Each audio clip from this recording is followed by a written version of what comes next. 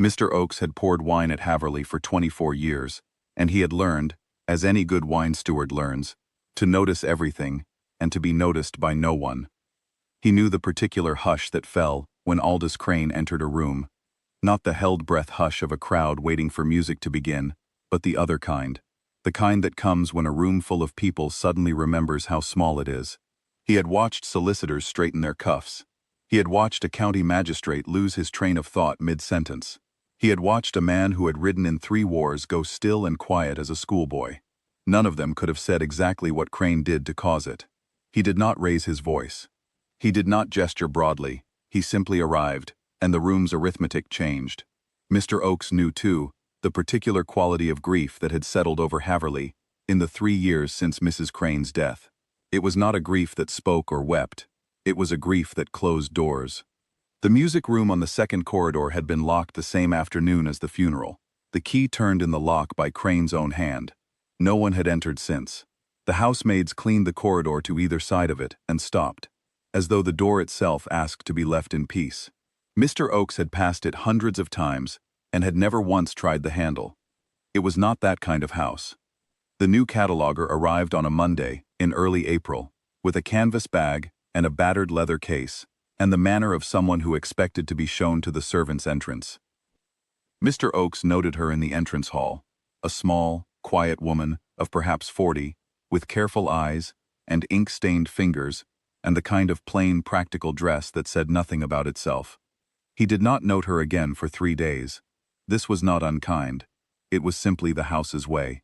Haverley had a great many people moving through it at any given time, and most of them passed through Mr. Oakes's attention as water passes through a sieve, registered, categorized, and let go.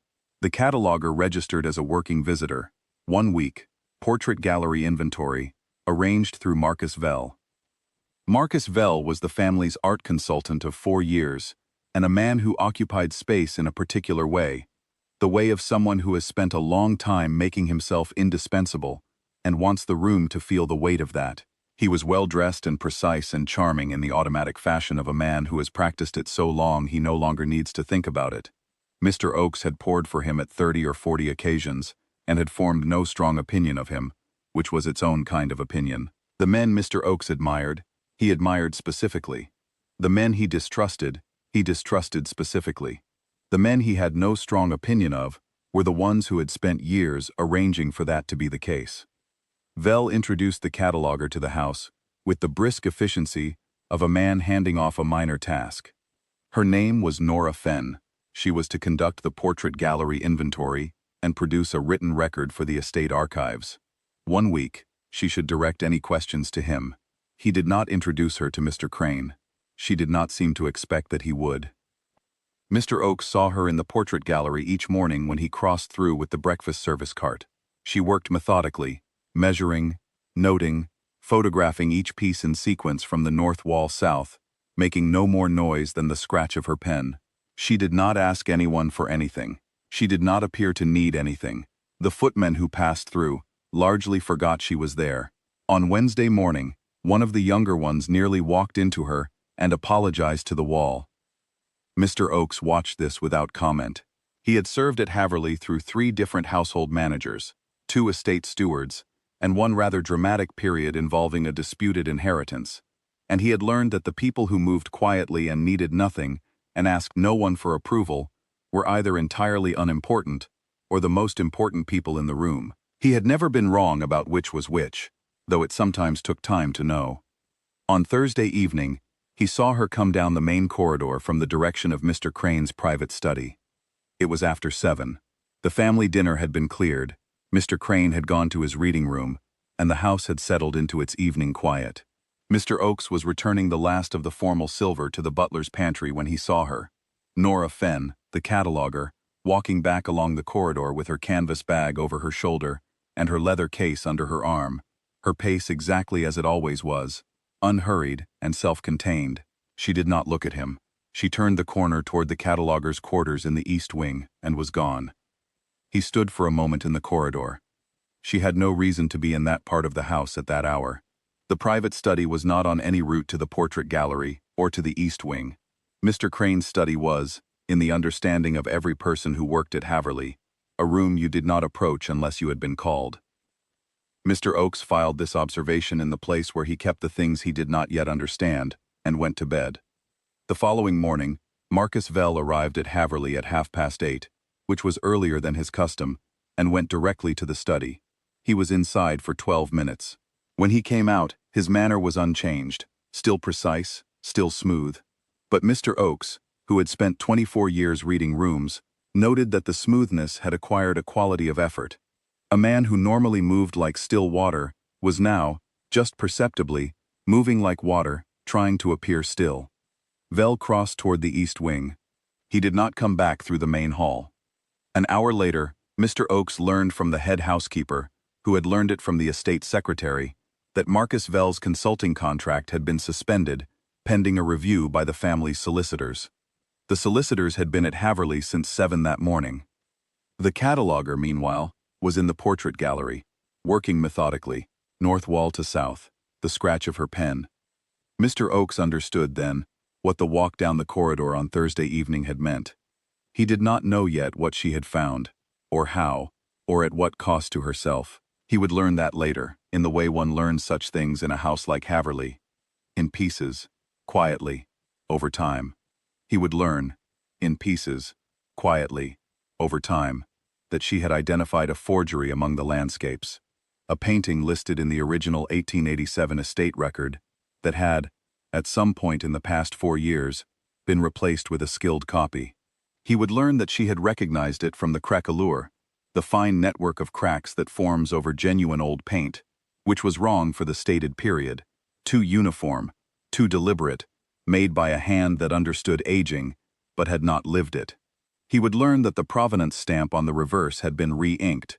The ink sat in the grain differently than it should, and she had known.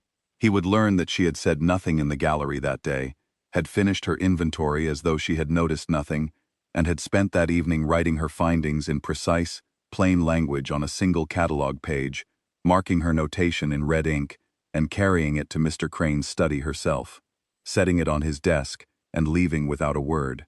He would learn, too, that Marcus Vell had been her former partner, professionally and otherwise, and that he had engineered her posting at Haverley, expecting his connection to her would ensure her silence, that she had once been in a situation where her career and her daily life were both managed by him, where the cost of speaking plainly was paid in ways that left no marks anyone outside could see, that she had spent years after leaving that situation rebuilding what he had quietly taken from her reputation, her footing, the confidence of a person who trusts her own judgment, that placing that page on Crane's desk was the culmination of that rebuilding, and that she had known, when she did it, what Vell would understand it to mean.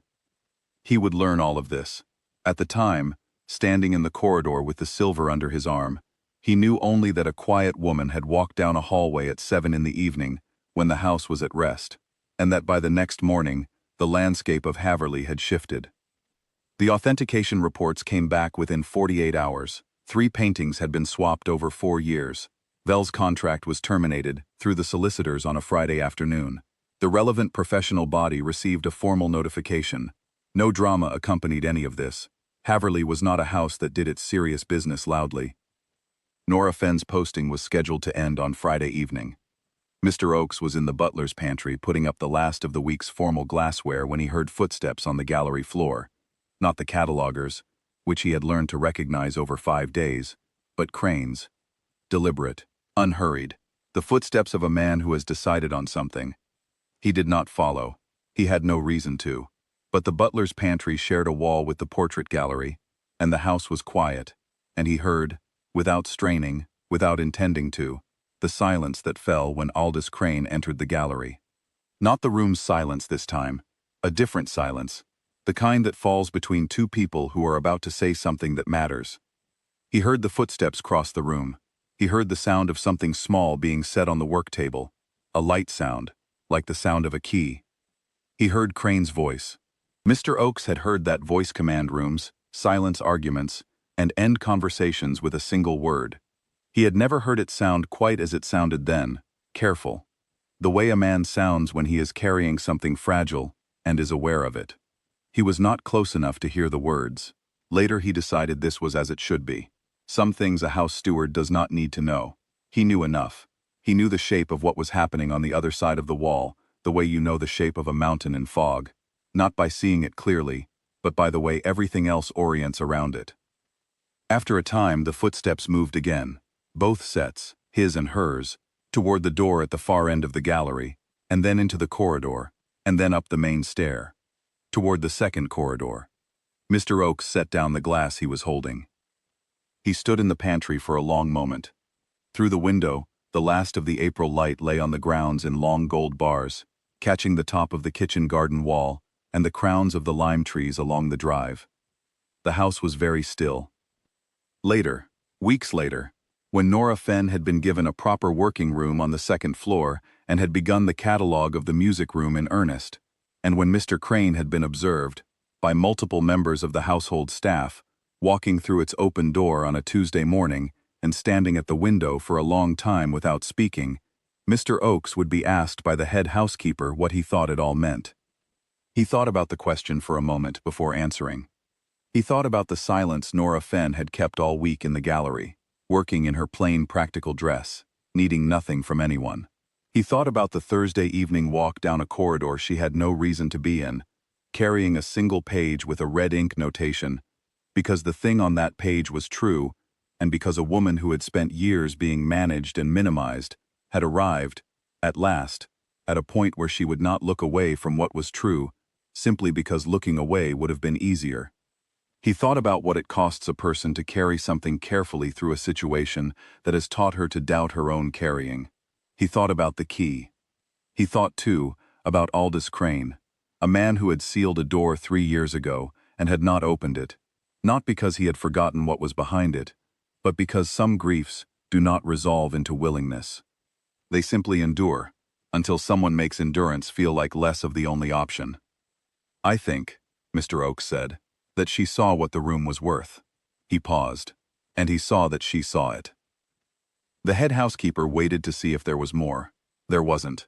Mr. Oakes took up his tray and went to set the table for the evening meal, which was one fewer place than it had been all winter, because the cataloguer had been asked to sit at the family table and had said yes.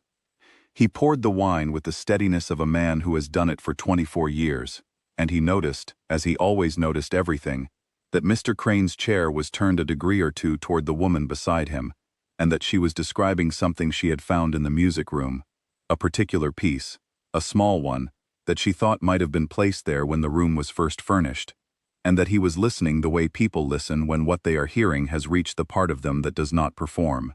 Mr. Oakes filled the glasses and moved quietly back to his station, the way good wine stewards do, so that the room could go on without him. He had spent 24 years at Haverley, and he had believed, without quite forming the thought, that the house had taught him everything it had to teach. He understood now that what the house had been doing, all this time, was teaching him to recognize the moment when a door, locked for years against everything, opens because one quiet person cared enough to leave the truth on a desk and trust that it would be enough. It was.